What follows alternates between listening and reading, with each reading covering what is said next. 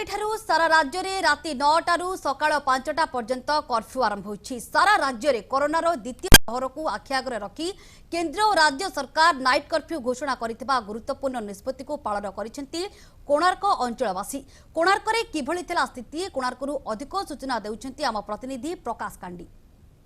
गाड़ी आपण माने जो गाड़ी जो सीज कर जो गाड़ी धरुचंती जो लोक जो जो साबार मान जो जो लोक अमान्य मान साबार करचंती से ने आपण कोन प्रतिक्रिया रहबो से मानन पई मास्क चेकिंग चलची हेलमेट चेकिंग चलची सब किछि हमर अवलंबन चलची एठी जहाँ कहते विश्लेषण चित्र आप देखते संपूर्ण भाव में सहयोग कही देखते पुलिस प्रशासन संपूर्ण सजग अच्छी जेपरी बर्तमान दुई बर्तमान कोणार्क आईएएस अच्छा दुई जन अफिसर अच्छा